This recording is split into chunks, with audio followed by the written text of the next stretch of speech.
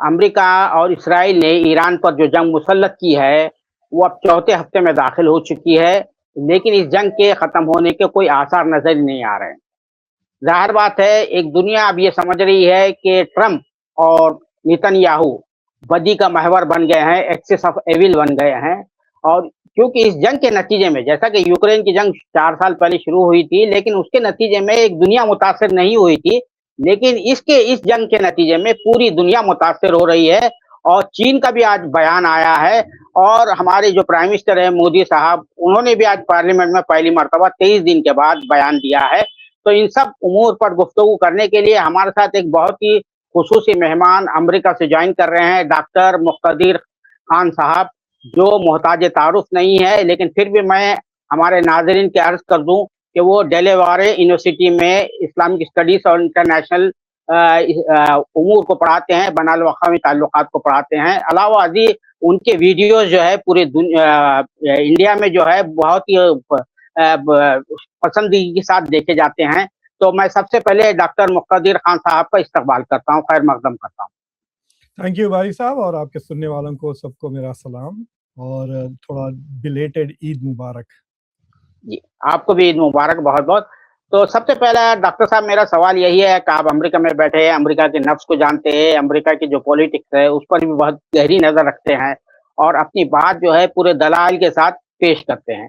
तो ये जो पहले अमेरिका के सदर जो है, उन्होंने जो है 48 घंटे का अल्टीमेटम दिया था, धमकी दी थी कि हुर्मुज़ को, अबनाए हुर्मुज़ को जो है खाली कर दिया जाए, उसको ओपन कर दिया जाए, खोल दिया जाए। लेकिन उसके बाद जो है उनका जो बयान आया है कि भाई हम 5 दिन तक जो हॉल्ट कर रहे हैं, मुलतवी कर रहे हैं, जंग कर रहे हैं। तो ये जो है कॉन्ट्रडिक्शन जो है, इसको किस तरह से आप एनालाइज़ करेंगे? क्या है इसके पीछे क्या मकसद है? देखिए, डोनाल्ड ट्रंप की जो बातें होती हैं, घड़ी में तोला, घड़ी में माशा। कभी वो कहते हैं कि मैं जंग जीत गया हूँ, फिर अगर जीत गया तो फिर परेशानी क्यों है, क्यों जंग चल रही है। फिर कभी कहते हैं कि वो डिमांड कर रहे हैं कि ईरान पूरी तरह से सरेंडर कर दे, फिर ये कह रहे हैं कि वो नेगोशिएट कर रहे हैं। देखिए, उन्होंने चंद घंटे पहले ही धमकी दी थी कि अगर ईरान स्ट्रेट ऑफ हॉर्मुज़ को खोल नहीं देता, तो वो ईरान के जो पावर प्लांट्स है, उस पर जी, हमला करेंगे और तबाह कर देंगे। लेकिन वो कह रहे हैं कि दो फिर जब उनकी ट्रूथ सोशल की जो पोस्ट आई कि हम 2 दिन से मुस्तकिल उनके साथ नेगोशिएट कर रहे हैं, तो क्या आप किसी के साथ वो भी एंड ऑफ वॉर नेगोशिएट कर रहे थे, ऐसी कोई जी, इंटरिम चीज़ नहीं थी, बिल्कुल ख़त्म जंग नेगोशिएट कर रहे हैं और फिर अब वो उन दौरान आप धमकियाँ भी दे रहे हैं। एक अजीब था वो बात। दूसरी चीज़ ये है कि साफ़ ये ज़ाहिर नहीं है कि वो किससे नेगोशिएट कर रहे हैं, क्योंकि जी, लीडरशिप तो तकरीबन मारी गई और जो जी, इम्पोर्टेंट लोग हैं, लारिजानी को ले लें यानी, फिर उन्होंने बाद में ये वादे किया कि वो ख़मेनी के साथ, मुश्तबा ख़मेनी के साथ नहीं नेगोशिएट कर रहे हैं। फिर इज़राइलियों ने कहा कि वो स्पीकर ऑफ द पार्लियामेंट उसके साथ नेगोशिएट कर रहे हैं और मुझे नहीं आई डोंट थिंक कि उसके पास वो अथॉरिटी है कि वो ईरान की तरफ से जो स्पीकर ऑफ द पार्लियामेंट है, वो ये डिसीजन ले। ये डिसीजन सिर्फ़ और सिर्फ़ मुज्तबा ख़मेनी ले सकते हैं और कोई नहीं ले सकता, यानी जंग को ख़त्म करना। तीसरी चीज़ ये है कि उन्होंने ये नहीं कहा कि हम 5 दिन तक हमले बंद कर देंगे। उन्होंने कहा कि हम 5 दिन तक जो ईरान की इलेक्ट्रिसिटी के जो पावर प्लांट्स है और उनकी जी, जो एनर्जी की जो इंफ्रास्ट्रक्चर है, उस पे 5 दिन हमला नहीं करेंगे। मुझे ये लगता है बारी साहब कि 2 चीज़ें जो उनके काबू में नहीं थी, वो स्टॉक मार्केट और ऑयल प्राइसेस थी। जी, तो 106 पे चल रहा था तेल, जिसकी वजह जी, से बहुत नुकसान हो रहा था। जंग से पहले वो 65 पे था, अब सोचिए आप तकरीबन $40 उसकी कीमत बढ़ गई थी, यानी 66% उसका प्राइस बढ़ गया था। इज़ाफ़ा नहीं। जिससे अमेरिका में भी यहाँ पर $1 से गैलन के ऊपर तेल की कीमत बढ़ गई, जिससे और तेल एक ऐसी चीज़ है, अगर तेल की कीमत बढ़ जाती है ना, जी, यानी पेट्रोल या गैस या डीज़ल, तो हर चीज़ की कीमत बढ़ जाती है। यानी आपके अंडे, ब्रेड, रोटी, दूध वगैरह सब, क्योंकि वो जी, हर चीज़ जो मूव होती है उसकी कीमत बढ़ जी, जाती है। उसका जी, जी, इफ़ेक्ट इन्फ्लेशनरी होता है, राइट? जी, जी, तो मुझे लगता है उससे और स्टॉक मार्केट के गिरने से डोनाल्ड ट्रंप ने एक ऐसा बयान दिया जिससे उनको पता था कि स्टॉक मार्केट बढ़ जाएँगे और तेल की कीमत कम हो जाएगी। तो अगर आप जी, देखेंगे तो जी, तेल की कीमत 906 से जाके 96 हो गई है और वैसे इंडिया का भी थोड़ा-सा फ़ायदा हुआ। रुपये की जो डॉलर के साथ चल रहा था, कल 94 हो गया था, आज फिर जी, वो जी, 3 के नीचे चला गया है, यानी जी, 92 पॉइंट कुछ, यानी जी, इंडिया जो चीज़ें इम्पोर्ट कर रहा है वो ज़रा सस्ती हो जाएँगी।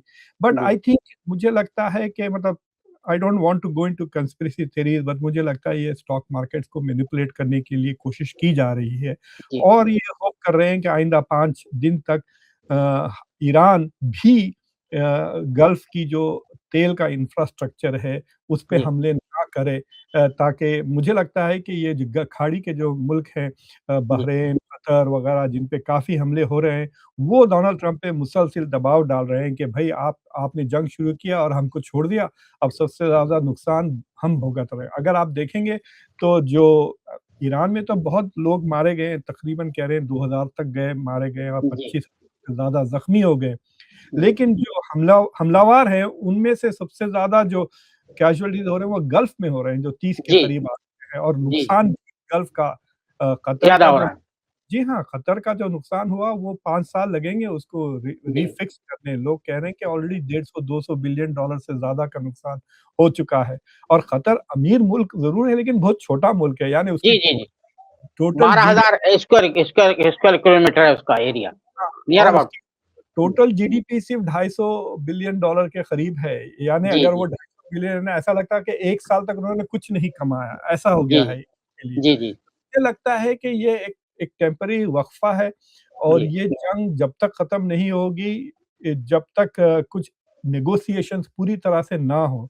और एक प्रॉब्लम ये है भाई साहब कि अगर डोनाल्ड ट्रम्प यूनिलैटरली इस जंग को हुँ, खत्म कर भी देते हैं जी, तो क्या इज़राइल ये जंग खुद रोक देगा? मतलब जी, ये एक सवाल उठा है क्योंकि जी, इज़राइल कल नेतन्याहू ने खुद बयान दिया कि उनका अलग स्ट्रैटेजी है और वो ईरान को कमज़ोर करने के लिए और हमले करते ही रहेंगे अगर अमेरिका जी, रुक भी गया। तो जी, अगर इज़राइल ईरान पे हमले करता है तो ईरान जो जवाबी कार्रवाई कर रहा है वो मुस्तकिल हो जाएगी मतलब वो करते ही रहेंगे। जी, जी, यानी जी। वो इज़राइल पे भी हमला करेंगे, खाड़ी के मुल्कों पे भी हमला करेंगे और होर्मुज़ को भी ब्लॉक करेंगे। तो तो डोनाल्ड ट्रम्प का बोलने का मकसद ये है कि वो यूनिलैटरली जंग रोक देंगे लेकिन जंग खत्म नहीं होगी। तो ये सूरत-ए-हाल है इस वक़्त। तो मगर ईरान ने तो इसको ये सरासर जो है तो मुस्तरद कर दिया है कि ऐसी कोई नेगोशिएशंस नहीं हो रही है और we do not want to any negotiation with the US. ये उन्होंने साफ-साफ कहा उनकी तरफ से जो स्टेटमेंट आया है जी हाँ, ट्रम्प के बयान के बाद। उनकी जो ऑफ़िशियल न्यूज़ एजेंसी की तरफ से ये बयान जी, आया। Tasnim but news agency. जी जी, हाँ, लेकिन ऐसा भी हो सकता है कि ये आपस में भी कम्युनिकेट नहीं कर रहे हैं। देखिए, जैसा हुँ, ये सेल फ़ोन या फ़ोन इस्तेमाल करते हैं, इनका लोकेशन शायद इज़राइल को पता चल जाता है, उनकी जान हाँ। खतरे में है। सो जी, जी, अगर जी। वास्तव से, तो उनका जो इंटरनल कम्युनिकेशंस है, वो पता नहीं वो जी, कैसा कर रहे हैं। So it is quite possible कि ये नेगोशिएशंस हो भी रहे हैं और सबको हुँ, नहीं पता जी, inside the Iranian government. But जी। मुझे ये लगता है कि डोनाल्ड ट्रम्प काफ़ी काबिल हैं झूठ बोलने के, बहुत झूठ जी, जी, बोलते जी, हैं। जी। जी, जी, तो जी। ये बोलने मतलब कुछ ओवर आउटरीच किया होगा, किसी ने किसी को फ़ोन किया और डोनाल्ड ट्रम्प ने कह दिया जी, कि हम नेगोशिएट कर रहे हैं, जी। यू नो और लेकिन अगर आपने देखिए डोनाल्ड ट्रम्प ने तो एक अपनी तरफ से वो समझ रहे हैं कि उन्होंने ईरान पे एक कंसेशन किया है। जी, लेकिन इसके बदले क्या कंसेशन ईरान ने किया? कुछ नहीं। खुद जी, डोनाल्ड ट्रम्प ने कहा कि मैंने 5 दिन के लिए इसको रोक दिया है, लेकिन उसके जवाब में ईरान ने क्या किया? कुछ नहीं। जी। अच्छा, चाइना की तरफ से भी बयान आया है, आज जो बयान आया है कि भई हम जो है कोशिश कर रहे हैं कि हॉस्टिलिटीज़ जो है और मिलिट्री एक्शंस जो है तो खत्म हो जाए, रुक जाए, इस बारे में। तो ये चाइना का जो बयान कितना सिग्निफिकेंट है ये, अहमियत का हामिल है? देखिए, ओ चाइना और आज क्यों रशिया का भी बयान आया ना कि जी, कैस्पियन सी की तरफ ये जंग बढ़ रही है, वी डू नॉट वांट जी, दैट टू हैपन और फिर जी, रशिया ने ये भी कहा कि आप न्यूक्लियर फैसिलिटीज़ पे हमला ना करें क्योंकि वहाँ पे रशियन लोग साइंटिस्ट वगैरह काम कर रहे हैं, तो रशियंस की जान जा सकती है। तो इस तरह से दूसरे मुल्क ने कई बयानात दिए हैं बट डोनाल्ड ट्रंप किसी की बात सुनते नहीं हैं जी, सिवाय इज़राइल के और इज़राइली लॉबी के। जी, तो देखिए ये कुछ 25-30 साल से नेतन्याहू का ख्वाब था कि ईरान जी, की जो काबिलियत है उसको जी, देखिए जो जो जेरूसलम डे है, जो रमज़ान के जी, आखिरी जुम्मा को जी, मनाया जी, जाता है, वो ईरान ही हाँ। करता है। जी, मतलब जी, आप सुन्नी मुल्कों में ये सारी चीज़ें नहीं होती। सुन्नियों ने जी, तो घुटने टेक दिए ना इज़राइल के सामने। जी, जी, हाँ, जी, तो जी। 25-30 साल से जितना भी रेजिस्टेंस आया है, देखिए जी, ये अरब ममालिकों ने पूरों ने जितने भी जंग लड़े हैं जी, 1948 से ले 67 को 73 उतने सारे जंगों में ने उतने इज़राइली फ़ौजियों को नहीं मारा जितना हिज़्बुल्लाह ने मारा है। जी। तो इज़राइल को डर भी है, नुकसान हुँ, भी है हुँ, ईरान से और इसलिए वो उसको अपना सबसे बड़ा दुश्मन समझते हैं और हुँ, ये उनको मौका मिल गया है कि हुँ, एक ऐसा अमेरिकन प्रेसिडेंट मिल गया जो उनकी बात सुनता है। जी, दूसरी चीज़ ये है कि एक ऐसा मौका भी मिल गया जब ईरान थोड़ा कमज़ोर हो गया है, तो इस ये जी, दोनों चीज़ों का वो पूरी तरह से फ़ायदा उठाना चाहता है इज़राइल कि जी, ये दोनों जो मतलब आप कह सकते हैं कि पैसे भी अमेरिका से मिल रहे हैं, हथियार भी अमेरिका से मिल रहे हैं, जी, अमेरिका ये काम कर रहा है इनके लिए। तो वो पूरी तरह से ईरान की वो काबिलियत जो जी, इज़राइल को थ्रेटन कर सकती है, वो ख़त्म करने की कोशिश कर रहे हैं। जी। अब मैं आता हूँ आपके अमेरिका की राय अम्मा के हवाले से, क्योंकि जैसा कि आपने अभी ट्रम्प साहब के बारे में कहा कि उनकी जो हालत है, फ़ारसी का जो मक़ौला है, दरो गोरा हाफ़िज़न अबाशत, जो झूठा होता है उसका कोई हाफ़िज़ नहीं होता, उसको क्या पता ही नहीं होता कब क्या कहा। जैसे हमारे मोदी साहब का मामला है, वही मामला है, उनको खुद याद नहीं रहता कि उन्होंने कब क्या कहा था। तो एक तो बात ये है और ये पहले प्रेसिडेंट है जिन्होंने कम से कम जो है एक रस्मन होता था कि कांग्रेस से परमिशन ली जाए, यूएनओ से परमिशन ली जाए, ये कुछ नहीं किया, अपने तौर पर पूरा का पूरा ये मामला किया। तो इसके नतीजे में अमरीकी राय अम्मा में क्या सूरत-ए-हाल है? क्योंकि ऐसा लगता है कि बहुत ज़्यादातर बटी हुई है अमरीकी राय अम्मा। देखिए, अमेरिकन एलीट और अमेरिकन पब्लिक में काफ़ी फ़र्क है। तो फॉर जी, एग्ज़ाम्पल जॉर्ज बुश ने भी एक तरह से जो हमला किया था इराक़ पे वो यूनिलैटरल हमला था। जी, लेकिन उन्होंने कांग्रेस से परमिशन लेने की कोशिश की, तो एटलीस्ट डोमेस्टिक लॉ के मुताबिक वो लीगल थी जंग जी, और इंटरनेशनल लॉ के मुताबिक वो इल्लीगल थी क्योंकि उनको यूएन सिक्योरिटी काउंसिल रेज़ोल्यूशन नहीं मिला था। जी, लेकिन अमेरिका की पब्लिक इतनी क्या कहना चाहिए रिस्पेक्ट नहीं करती मल्टीलैटरलिज़्म को, जी, इसलिए यूनिलैटरल एक्शन से कुछ नुकसान नहीं होता है अमेरिकन प्रेसिडेंट्स जी, को। ये जी, और बात है कि अगर आपने यूनिलैटरल एक्शन ले लिया और उससे नुकसान हो रहा है, जी, यानी आप जंग छेड़ दी उससे अवाम को जी, उतना प्रॉब्लम नहीं है। लेकिन जी, अगर जंग गलत जा रही है, तो जब आपकी सियासत खत्म हो जाती है। दैट इज़ वेरी जी, क्लियर अगर डोनाल्ड जी, ट्रम्प अगर ग्राउंड फोर्सेस भेजते हैं ईरान में जी, और अगर कई अमेरिकन हलाक हो जाते हैं, तो जी, नवंबर में उनको उसकी कीमत अदा करना पड़ेगा मिड टर्म इलेक्शंस में। लेकिन अभी भी रिपब्लिकन जो पोलिंग हो रही है यहाँ पर, जी, उसके मुताबिक अभी भी डोनाल्ड ट्रम्प के पास मैगा का सपोर्ट है मैगा की जो आम लोग हैं सपोर्ट है, लेकिन मैगा के थोड़े बड़ी-बड़ी आवाज़ें हैं, जैसा कि टक्कर कार्लसन, मेगन केली वगैरह है, जी, उनसे बहुत तनकीद हो रही है। वो कह रहे हैं कि डोनाल्ड ट्रम्प ने अपना वादा तोड़ा है इलेक्शन का कि मैं कोई जंग जी, नहीं करूँगा। लेकिन जी, ओवरऑल जो अमेरिकन पब्लिक ओपिनियन है 25% के करीब सपोर्ट करते हैं जंग को 70 के 50% से ज़्यादा लोग इसके खिलाफ हैं। जी, 2-3 दिन पहले जो पोल आई थी उसमें 55% इसके खिलाफ थे, 27% इसके फ़ेवर में थे। तो आप कह सकते हैं कि 3 में से 2 जंग के खिलाफ हैं और 1 जंग के फ़ेवर में है। और जी, जो जंग के फ़ेवर में है, वो भी ये कह रहे हैं कि अगर अमेरिकन मरने लगेंगे तो हम फिर जी, सपोर्ट नहीं देंगे इस जंग को। तो डोनाल्ड ट्रम्प अभी फ़िलवक़्त is not reacting to domestic जी, पब्लिक ओपिनियन लेकिन वो domestic inflation, prices, stock market इस इन चीज़ों से वो घबराए हुए हैं। जी। अब मैं आता हूँ जीसीसी कंट्री अरब दुनिया के सिलसिले में, उनको डबल मार पड़ रही है। उन्होंने सोचा था कि ये अमेरिका के जो अड्डे उन्होंने कायम किए, ये उनके लिए ढाल बनेंगे। अब जो है अमेरिका ने जो है तो उनकी कोई हिफाज़त नहीं की। फिर दूसरी बात ये है कि ये ईरान पर पलटकर वार नहीं कर सकते, इनके पास कोई फ़ौज नहीं है, कुछ नहीं है।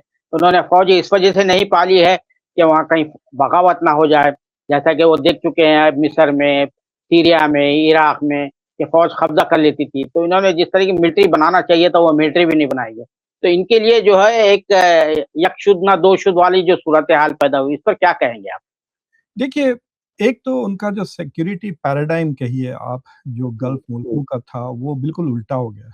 जी, उनकी जो स्ट्रैटेजी ये थी कि अगर हम अमेरिका के बेसेस हमारे मुल्क में हो, तो उसको ट्रिप वायर कहते हैं अंग्रेज़ी में। जी, यानी कि अगर आपने गलती से किसी मुल्क पे हमला कर दिया और वो हमले की वजह से कोई अमेरिकन मारा गया, तो फिर आपकी जंग अमेरिका के साथ हो जाती है ना। जी, तो दे जी, थॉट कि अगर अमेरिकन बेसेस हमारे मुल्क में हो तो हम को कोई हमला नहीं करेगा। लेकिन अब जी, उनको पता चल रहा है कि अमेरिकन बेसेस तो मैग्नेट बन गए हैं हमले के लिए। जी, जी, के ऊपर हमले जो हो रहे हैं, मिसाल के जी, तौर पे ओमान पे 2 हमले हुए हैं। जी, Iran is being very nice to Oman, लेकिन सिर्फ़ जी, 2 जो ऐसा तक्का तबक्कुर क्या कह रहे हैं? तबक्कुर लफ्ज़ याद नहीं आ हाँ, रहा। बस सिम्बॉलिकली जो हमले किए हैं वो हाँ, बिकॉज़ ओमान में भी अमेरिकी बेसेस हैं। जी, जी, इसलिए भी। जी, तो अब ये समझ गए हैं कि अमेरिका के बेसेस हमारे मुल्क में कायम करना is is a risk rather than A asset. और दूसरी जी, चीज़ ये है कि कतर पे 2 मुल्कों ने हमला किया है पिछले 1 साल के अंदर। जी, जी, इज़राइल इज़राइल ने भी हमला किया, ईरान जी, भी जी, हमला और जी, दोनों सूरत-ए-हाल में अमेरिका का बेस ने कुछ नहीं किया। जब इज़राइल ने जब हमला किया कतर पे, जी, तो अमेरिका ने क्यों नहीं जवाब दिया? क्यों नहीं रोका? क्यों नहीं ब्लॉक किया? यानी क्या फ़ायदा था अमेरिकन बेस होने का कतर में कि वो कुछ एक्शन लिए ही नहीं। ये और बात है कि बाद में डोनाल्ड ट्रंप ने फ़ोन करवा के नेतन्याहू से माफ़ी माँगने लगाई। बट इट इज़ ऑल मतलब वो मुसलमानों को लिप सर्विस दे रहे हैं और असल सर्विस जो दे रहे हैं, वो सिर्फ़ इज़राइल को दे रहे हैं। ये जी, बात इनके दिमाग में समझ भी नहीं आई। दूसरी चीज़ ये है कि बारी साहब ये मुल्क इतने छोटे हैं जी, कि इनके पास अगर ये फ़ौज बनाए तो इनके पास पब्लिक नहीं रहेगी। जी, पब्लिक जी, जी, क्या हुँ, फ़ौज बनाएँगे? आप जी, अगर देख यूएई जी, की 35% आबादी तो हिंदुस्तानी ही, जी, जी, 35% इंडियंस रहते हैं मैडम। जी, इंडियंस को चाहिए कि वहाँ पे बगावत करके कब्ज़ा कर लें उसको। मैं कभी-कभी मेरे पास आते हैं ये हिंदुत्व के लोग कहते हैं कि भई हमको हाँ, पाकिस्तान, बांग्लादेश मिले या ना मिले लेकिन अखंड भारत में यूएई तो आ जाएगा। वो इतना जी, ज़्यादा मिला हुआ है मोदी के साथ। तो ये छोटे-छोटे मुल्क हैं, सऊदी अरेबिया एक मुल्क है जो सीरियस मुल्क कह सकते हैं आप पूरे खत्ते जी, में। जी, तो वो फ़ौज बना सकता है लेकिन उनके पास इट इज़ लाइक सेइंग कि भाई क्यों मुल्क की खिदमत करें क्योंकि फुकट का पैसा मिल रहा है, ज़मीन से खोद के जी, पैसे निकाल रहे हैं और उस पे अय्याशी में ज़िंदगियाँ गुज़र रही हैं वहाँ पे। जी, देखिए इतना पैसा होने के बाद ऐसे कोई आप देखेंगे कोई ज़हनी तौर पर इंटेलेक्चुअल वाइटैलिटी नहीं है इन मुल्कों में। जी, इनकी जी, यूनिवर्सिटीज़ में ना रिसर्च होता है, बस खरीदे जा रहे हैं, खरीदे जाते हैं जी, चीज़ें। टेक्नोलॉजी भी जो एआई वगैरह की इतनी बात होती है यूएई में दैट इज़ ऑल फॉरेनर्स ये जी, मतलब जी, डोमेस्टिकली कोई टैलेंट ही नज़र नहीं आता। जी, और सो आई आई थिंक कि ये मुल्क हमेशा किसी न किसी पर डिपेंडेंट रहेंगे, लेकिन एक बहुत बड़ी इन्होंने गलती अगर इन्होंने हमला किया ना ईरान पे हुँ, डिफेंसिव आप कुछ भी कर लें, लेकिन अगर जी, ऑफेंसिव अगर आपने स्टेप लिया, तो ये परमानेंट दुश्मनी हो जाएगी और ईरान ज्योग्राफी तो आप बदल नहीं सकते ना। अमेरिका जी, और जी, इज़राइल एक दिन छोड़ के चले जाएँगे वापस अपनी बेसेस जी, को, तो फिर ये इनको तो रहना है, गुज़ारना है। जी, मेरी जी, एक बार कतरी फॉरेन मिनिस्टर से एक बार बहस हो गई थी किसी जी, मुद्दे पर चंद साल पहले। जी, तो मैं उनके साथ एक होटल में बैठा हुआ था दोहा में, तो उन्होंने मुझे कहा, "भाई तुमको समझ में नहीं आता 8 मिनट लगते हैं ईरान से मिसाइल यहाँ तक।" मैं फ़ोन उठाए-उठाए तक वो मिसाइल मुझे लग जाएगी। तो इतने हाँ, करीब-ए-बात मुल्क इतने जी, वो रिस्क है वो they are very acutely aware कि हमको बहुत खतरा है। तो मुझे नहीं लगता कि ये हमला करेंगे इज़राइल पर, दे विल ट्राई टू और 1-2 महीने वो बर्दाश्त करने की कोशिश करेंगे। लेकिन जो प्रोपेगेंडा इज़राइल की तरफ से आ रहा है, गलत प्रोपेगेंडा, इससे जी, पहले एक प्रोपेगेंडा आया कि यूएई ने हमले किए थे, फिर उसके बाद से कतर ने भी एक हमला किया, वो इज़राइली मीडिया से आ रहा है which is not based in reality at least Qatar और यूएई डिनाई कर रहे हैं कि उन्होंने वो हमले किए थे। जी। हो सकता है कि वो दे पार्टिसिपेट और इज़राइल ने उनकी पोल खोल दी, but they are publicly saying कि हमने अभी तक कोई ऑफेंसिव मेजर्स नहीं लिए और मुझे नहीं लगता कि वो अनकरीब लेंगे, अनलेस बहुत ही नुकसान हो जाए। लेकिन ऑफेंस करने से फिर ईरान और उनको अटैक करेगा और साफ जी। क्लियर है कि अमेरिका उनको डिफेंड नहीं कर सक रहा। अच्छा, मैं अब आता हूँ इंडिया की तरफ, आपका भी ताल्लुक इंडिया से रहा है। जो प्राइम जी। मिनिस्टर साहब का आज बयान आया, 23 दिन के बाद लोकसभा में उन्होंने बयान दिया, वो एक तहरीरी शक्ल में बयान था और बहुत ही नाप-तोल कर अल्फ़ाज़ इस्तेमाल कर रहे थे, लेकिन वहाँ पर कंडेमनेशन का लफ्ज़ जो है, यानी वज़ाहत के साथ नहीं था। आप क्या कहेंगे इस पर? और जिस देखिए तरह की जो पॉलिसी चली आ रही है। देखिए, मोदी जी को अब हर चीज़ बदल देना चाहिए। मतलब वो जी, अपने आप को voice of the global south कहते हैं, अपने आप को विश्व गुरु जी, कहते हैं। बेकार डोमेस्टिक कंज़म्पशन के लिए जी, ये बातें वो कर रहे थे। पिछले 2-3 साल से ये foreign policy as an election campaign की तरह इस्तेमाल कर रहे हैं। जी, जी, हाँ, तो उसका अब ये नुकसान ये हो रहा है, देखिए अमेरिका ने कई मुल्कों से रिक्वेस्ट करा कि जॉइन करें, आप हमको प्रोटेक्ट करें, हॉर्मुज़ को प्रोटेक्ट करने के लिए, लेकिन भारत से नहीं माँगे। जी, because he doesn't take India as a serious player. India खुद ने जी, अपने आप को मार्जिनलाइज़ कर लिया है। देखिए जी, ऑपरेशन सिंदूर के बाद से जी, इंडिया का ग्लोबल स्टैचर कम हो गया है। जी, हाँ, और फिर उसके बाद इंडिया खुद इतना डर रहा है, मोदी इतना डरे हुए हैं डोनाल्ड ट्रम्प से कि वो जी, कोई ऐसी बात ही नहीं करना चाहते, जिससे नाराज़ हो जाए डोनाल्ड ट्रम्प। मिसाल आपको जी, मैं देता हूँ कि हुँ, मोदी जब मॉस्को गए थे, पहली जी, बार यूक्रेन की हुँ, जंग शुरू होने के बाद, वहाँ पे उन्होंने एक बयान दिया जिसकी वजह से उनको बहुत तारीफ़ें हुई, ख़ास तौर से इंडिया में, कि this is not an era of war. जी, लेकिन ये लफ्ज़ उन्होंने कभी नेतन्याहू के साथ इस्तेमाल नहीं किया। जी, कभी डोनाल्ड ट्रम्प के साथ इस्तेमाल नहीं किया। डोनाल्ड ट्रम्प ने वेनेज़ुएला पे हमला कर दिया, इन्होंने चुप रहे। जी, ये जंग शुरू हो गया, चुप रहे। इससे 9 महीने पहले ईरान पे हमला किया। इनफैक्ट जब एससीओ का जब इंडिया रेज़ोल्यूशन आ रहा था कि जी, पूरे के पूरे 9 मुल्क ने कंडेम किया, इंडिया एक ही वाहिद मुल्क था जो नहीं जी, कंडेम किया। जी, इंडिया ने गाज़ा की जंग में इज़राइल को हथियार दिए। तो एक तरह से मैं मिसाल देता हूँ मोदी की। मोदी एक ऐसे शख्स हैं जो कहते हैं कि मैं लेबर यूनियन का लीडर हूँ, जी, लेकिन वो हमेशा कैपिटलिस्ट के साथ होते जी, हैं। जी हाँ, जी, you know he says he speaks for the हाँ, ग्लोबल जी, लेकिन हमेशा ग्लोबल नॉर्थ के साथ वो वोट करते हैं। अभी भी उनकी वोटिंग इज़ प्रो इज़राइल। तो मुझे जी, लगता है कि भारत का जो स्टेटस है ऑपरेशन सिंदूर के बाद से काफ़ी डिमिनिश हो गया है इंटरनेशनली, इसलिए ना तो क्वाड की बात करते हैं। आपको याद है कितना जब डोनाल्ड ट्रम्प प्रेसिडेंट बने थे, इंडिया आ रहे हैं, अप्रैल में आने वाले थे, अभी तकरीबन 1 साल से ज़्यादा हो गया। फिर नहीं आए, नवंबर में आने वाले थे, फिर नहीं, अभी तो कोई ज़िक्र ही नहीं चल रहा। जी, जी, और फ़ोन कॉल्स भी ज लास्ट टाइम जो बात हुई थी शायद मोदी की या बर्थडे वगैरह पे कुछ बात हुई थी, उसके बाद से कुछ नहीं हुआ। ये जी, सारे जितने भी जो दुनिया के इंटरनेशनल रिलेशंस में जो सबसे बड़े-बड़े मसले हैं, जी, उस पे भारत का कोई रोल नहीं है। देखिए, ईरान और इज़राइल के साथ दोनों के साथ अच्छे ताल्लुकात थे। So India could have played a mediator's role. जी, और फिर रशिया और यूक्रेन के साथ भी दो इंडिया के अच्छे ताल्लुकात थे। India could have played a role as a mediator लेकिन ये इनिशिएटिव ही नहीं लेते। बस यही कहते हैं कि चाणक्य नीति है, पता नहीं क्या है।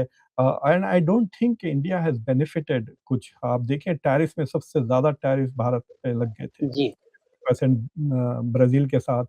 और आप देखिए इंडिया ब्राज़ील ब्रिक्स का लीडर है, ब्रिक्स जी, हो गई, कोई रोल ही नहीं है। दुनिया के इतने बड़े-बड़े अल्टरनेटिव कह रहे थे ना टू द जी, जी, वेस्ट जी, जी, जी7 का हाँ, जवाब ब्रिक्स था। जी7 ने तो इतनी जी, बातें कर रही हैं, लेकिन ब्रिक्स का कोई इसलिए ब्रिक्स बेकार हो गया है क्योंकि करंटली भारत उसका चेयरमैन है। अगर चाइना या रशिया होता या ब्राज़ील होता तो अभी तक कॉन्फ्रेंस हो जाती इस मुद्दे पर। जी, 22 दिन 23 दिन में एटलीस्ट एक रेज़ोल्यूशन तो आ जाता। जी। तो तो आई थिंक तो इंडिया का इसी जो में मैं बीच बीच में जो है कि आपको एक क्वेश्चन ये कर रहा हूँ, सबमिट कर रहा हूँ कि ईरान के जो सदर ने जो है ख़ास तौर से जो टेलीफ़ोनिक गुफ्तगू हुई मोदी साहब और मसूद साहब के दरमियान, उन्होंने जो है ब्रिक्स का हवाला ख़ास तौर से दिया कि भई इसमें कोई न कोई रेज़ोल्यूशन आना चाहिए और इंडिया का जैसा आपने कहा कि उसकी क़यादत में है, कुछ नहीं हो रहा। तो आप क्या कहेंगे इस पे? यानी ईरान की तरफ से ये मुतालबा है दबे जी, लफ्ज़ों में? तो हुँ, ईरान तो चाह रहा है ना कि कुछ हुँ, इंटरनेशनल सपोर्ट उसको मिले क्योंकि यूएन जी, सिक्योरिटी काउंसिल में जो जी, रेज़ोल्यूशन रशिया ने आगे बढ़ाया था, वो तो पास नहीं हुआ। जो जी, बहरीन ने लगाया, जिसके साथ इंडिया ने वोट डाला है, जी, ईरान तो यूएन सिक्योरिटी काउंसिल ने ईरान को कंडेम किया है, लेकिन ईरान जी, के ऊपर जो हमला हुआ है 2 मुल्कों का व्हिच इज़ इन वायलेशन। देखिए, जी, भारत बार-बार कहता है कि वी वो हमको यूएन सिक्योरिटी काउंसिल की मेंबरशिप दीजिए। किस जी, लिए? जी, मुझे लगता है सिर्फ़ इंडिया वांट्स ए सीट वीटो पावर इसलिए चाहते हैं कि वो अगर घर में जेनोसाइड वगैरह करे माइनॉरिटीज़ के खिलाफ, तो जी, वो यूएन के रेज़ोल्यूशंस को वीटो कर सकें, इसलिए भारत को चाहिए। या नहीं इसलिए नहीं कि वो इंटरनेशनल मसाइल में एक लीडर एक ज़माना था जब भारत अपार्थाइड के खिलाफ लड़ता था। जी, ये और बातें हैं। अब Bharat does not stand up on moral. देखिए क्यूबा के साथ इतना ज़ुल्म हो रहा है, एक लफ्ज़ नहीं आया इंडिया की तरफ से। जी, वेनेज़ुएला के मसले पे कुछ नहीं, गाज़ा की जी, जेनोसाइड हो गया, कुछ नहीं। सूडान में जेनोसाइड चल रहा, वो तो न्यूट्रल मसला है, वहाँ पे आप जी, लीडरशिप दिखाएँ, कुछ नहीं। जी, तो जी। India is irrelevant on main issues of the world today. ये आज हमारे जो कांग्रेस के तर्जुमान हैं, उन्होंने कहा कि ये विश्व गुरु बनने चले थे, पवन खेरा साहब ने कहा। उनके जी। पंच लाइन होती है, अब ये विश्व चेला बन गए हैं। ये आज उन्होंने कमेंट किया है नहीं, ये मोदी तो साहब पर। हाँ, देखिए, India has become a vessel state America और इज़राइल का, जी। जिस तरह से और ये जो इंडिया में बहस चल रही है साइलेंस के ताल्लुक से, जिस जी, जी, तरह हाँ, स्ट्रैटेजिक साइलेंस की जो बात कर रहे हैं। जी, श जैसा भारत इज़राइल का और अमेरिका का चेला बन गया है, उस तरह से शशि थरूर मोदी के जी, चेले बन गए। जी, और जिस तरह से उन्होंने बेवकूफ़ाना आर्टिकल लिखा है, जी, उसके एक्सप्रेस जी, में ये कहते हुए कि भारत अपनी स्ट्रैटेजिक इंटरेस्ट को बचाते हुए कन्फ्रंटेशन क्यों करे? जी, भाई, जब मोदी जंग होने से 3 दिन पहले गए, जी, जाकर इज़राइल में ये कहा, I say with full conviction जी, that we stand with Israel, उन्होंने यही कहा ना, मैं पूरी जी, यकीन के साथ कहता हूँ कि हम इज़राइल के साथ हैं। तो खड़े हैं। ऑलरेडी मल्टी अलाइनमेंट तो वहाँ खत्म हो गया। उनको नहीं जी, पता, नेतन्याहू ने उनको बता दिया होगा कि हम 2-3 दिन में जंग करने वाले हैं। जी, और फिर उसकी मैंने इसकी काफ़ी तनक़ीद की, तो जो जवाब आता है मोदी सपोर्टर्स के वहाँ से, भाई जो जो प्रेसिडेंट्स और प्राइम मिनिस्टर्स की जो विज़िट्स होती हैं, वो महीनों पहले प्लान होती है। ये जी, बात बिल्कुल गलत है। जी, डोनाल्ड ट्रम्प फ़ोन करते हैं तो दूसरे दिन पूरे यूरोप के लीडर्स आ जाते हैं यहाँ पर जी, हमारे जी, पास, आपने देखा जी, होगा, राइट? जी, वीकेंड जी, पे जी, होती है, तो ये कहना कि हेड्स ऑफ स्टेट की visits are always planned in हाँ, एडवांस, नहीं। फॉर एग्ज़ाम्पल इंडिया खुद जब आपको याद है जो बाइडेन आने वाले थे फॉर जी, रिपब्लिक डे, वो नहीं आए, जी, तो फिर विथिन 1 हफ्ते 2 हफ्ते के अंदर उनको शायद सीसी को बुला लिया, जी, समबडी एल्स। सो जी, जी, ये तो इट इज़ क्वाइट पॉसिबल कि ये 2-3 हफ्ते पहले प्लान हो गया था, and the war was already planned at least 6 months in advance, जहाँ तक इज़राइल का सवाल है। तो मुझे लगता है कि भारत ने एक तरह से आइडियोलॉजिकली इज़राइल के साथ अलाइन किया है। अलाइन किया हुआ है, इस उम्मीद से कि अमेरिका इन पे इनायतें कर्म बख्शेगा, करें। जी, बिल्कुल नहीं होने वाला है। जी, उल्टा यह देखिए, जो आदमी चमचागिरी करता है ना, उसकी इज़्ज़त कोई नहीं करता। आप जिसके सही। चमचे हैं, वो भी आपकी इज़्ज़त नहीं करते, बिकॉज़ जी, आप तो चमचे हैं। जी, तो जी, कभी जी, जी, आपने किसी को देखा है अपने चमचों की इज़्ज़त करते हुए? उल्टा कहते जी, हैं, चाय लेकर जी, आओ। जी। ये कहेंगे ना, जी, जी, जाओ जी, चाय लेकर आओ, जाओ बारिश जी, हो रही है, मेरी मोटरसाइकिल जी, को पोंछ दो, यही कहेंगे ना। जी, So that is the level that Modi has brought India down to. It is very sad. जी, और दूसरी चीज़ ये है, इट इज़ ऑल्सो, अगर आप लेट्स से कि मोदी को हम सीरियस लेकर कहें कि ये भारत की नेशनल इंटरेस्ट के लिए ये इस तरह कह रहे हैं, तो क्यों कर रहे हैं? देन ये भारत की आत्मनिर्भरता बिल्कुल खोखली है इस वजह जी, से। क्योंकि he is dependent on Israeli defence technology, American defence technology, इसलिए ये चुप बैठे हैं, क्योंकि उनको वो टेक्नोलॉजी कहीं और से नहीं मिलती। मैं एक मिसाल देता हूँ, फिर चलते हैं भाई साहब, जो आखिरी तेजस, हाँ, भारत का जो तेजस फाइटर हाँ है, जो जी, फाइटर जी, है, जी, जो तेजस 1 है, उसका जो इंजन है, जेट फाइटर का अमेरिका से इंजन, आता है। वो 404 है। तो मैं जी, लोगों से कहता हूँ कि अगर आप बघारे बैंगन बना रहे हैं, जी। अगर बैंगन इम्पोर्ट कर रहे हैं, तो फिर आप बना क्या रहे हैं? राइट? इफ द बैंगन इज़ कमिंग फ्रॉम अब्रॉड, तो बघारे बैंगन जी, आपका थोड़ी हुआ, आपका मसाला हुआ, पानी हुआ और कुछ नहीं। बैंगन तो जी, बाहर से आ रहे हैं, जी, तो इंजन बाहर से आ रहा है, जेट फाइटर का जेट इंजन बाहर से आ रहा है। जो रेडार है, जो जी, मिसाइल टेक्नोलॉजी है, इंक्लूडिंग द मिसाइल जो तेजस 1 पर हैं, वो सारे के जी, सारे इज़राइल से आते हैं। जी, टारगेटिंग टेक्नोलॉजी, तो भारत डब्बा बनाता है, पहिए लगाता है, काँच का जी, उसका विंडो बना लेता है, फिर बाकी की सारी टेक्नोलॉजी अमेरिका और तो इस तरह इज़राइल। से, हाँ, इज़राइल से आती है, तो India is dependent on them, इसलिए वो खड़ा नहीं रख सकता। ठीक है, जी, ना रहे, भई किसी ने शिकायत की कि बांग्लादेश ने कुछ नहीं किया? क्या किसी ने शिकायत की कि एटलीस्ट श्रीलंका ने ना कह दिया भई अमेरिकन जी, जेट फाइटर्स को। लेकिन कोई ये नहीं पूछ रहा कि नाइजीरिया ने अमेरिका की तनकीद, क्योंकि नाइजीरिया ये नहीं कहता कि हम ग्लोबल पावर हैं, हम विश्व गुरु हैं, हम जी, तीस मार हैं, ये तो नहीं कहता ना। फिर जी, आप जी, 30 मार होने के दावा भी करते हैं, फिर जब मारने की बात आती है तो एक भी नहीं मारते। सो दैट जी, is the problem with Modi. मैंने एक बार एक बहुत ही एक एक अरब फिलॉसफर थे, बहुत इम्पोर्टेंट शख्स थे, उनसे बात कर रहा था, उन्होंने कहा, मुक़्तदर, हमारा प्रॉब्लम ये है कि हमारी ज़बान हमारी छड़ी से लंबी है, जी, जी, बोलते ज़्यादा हैं, कर कम। तो इंडिया जी, अनफॉर्चुनेटली मोदी के दौर में इंडिया की ज़बान भी इंडिया की छड़ी से लंबी हो गई है और वो एक्सपोज़ हो रहे हैं इस वजह से। आखिरी सवाल मेरा ये है सर, बहुत ही जी। मुख्तसर जवाब, ये जंग किस रुख पर जा रही है? क्या आप समझते हैं कि ईरान मगलूब हो जाएगा और इसराइल और अमेरिका का सिक्का जो है मगरबी एशिया पर पूरी तरह से कायम हो जाएगा? देखिए, ईरान के लिए it needs a negotiated end to the war. जी, अगर ऐसी वंग जंग खत्म हो गई तो फिर दोबारा शुरू हो जाएगी, जी, जी, क्योंकि जंग के बाद अमेरिका और Israel will be able to rebuild faster than Iran. जी, ये तय है, क्योंकि ईरान पे सैंक्शंस रहेंगे, फिर कौन जी, बेचेगा उनकी चीज़ें। जी, दूसरी चीज़ ये है कि जो सिचुएशन में वो हैं, जी, ईरान, अ, इ अमेरिका की हाथ से ये जंग निकल गई है कि अमेरिका के कंट्रोल में नहीं है। सो अमेरिका जी, started the war but it can't finish the war, जी, क्योंकि ना ईरान उसके कब्ज़े में है, ना इज़राइल उसके कब्ज़े में है। जी, तो इन दैट सिचुएशन एक तरह से आप कह सकते हैं कि it is up to Iran to end this war. और ईरान डिफेंड, मतलब ईरान जवाबी कार्रवाई अगर बंद करा तो शायद मिसरीड कर लें कि अरे इनके हथियार खत्म हो गए। जी, तो और हमला जी, बढ़ जाए। सो दे आर जी, also stuck in a paradox ना। तो जी, बगैर सीरियस नेगोशिएशंस के ये जी, जंग चलती ही रहती है। हो सकता है कि इंटेंसिटी कम हो, लेकिन जी, इस जंग का मैं कहता हूँ ईरान का तो बहुत नुकसान हुआ ही है, जी, लेकिन गल्फ का भी हुआ। बेसिकली जितने भी मुस्लिम मुल्क हैं इन्वॉल्व्ड, जी, उनका बहुत ज़्यादा नुकसान हुआ है। जी, इज़राइल की हेजेमनी एस्टैब्लिश हो गई। अरब अब इज़राइली गुलामी में गुज़ारेंगे। for a long time they will live under Israeli hegemony, और ईरान इज़ वीक। अमेरिका का थोड़ा बहुत, मतलब हमारे लिए इट्स नथिंग, मतलब देखिए पत्थर तक नहीं आके गिरा अमेरिका पे। 23 दिन हो गए हमारे ऊपर। जी, जी। जी, बहुत शुक्रिया साला से बात करने के लिए, आपने बहुत ही तफ़सील से तमाम नुकात पर रोशनी डाली। हम आपके ममनूनन मशहूर हैं। थैंक यू वेरी मच भाई साहब। अस्सलाम वालेकुम। बहुत शुक्रिया।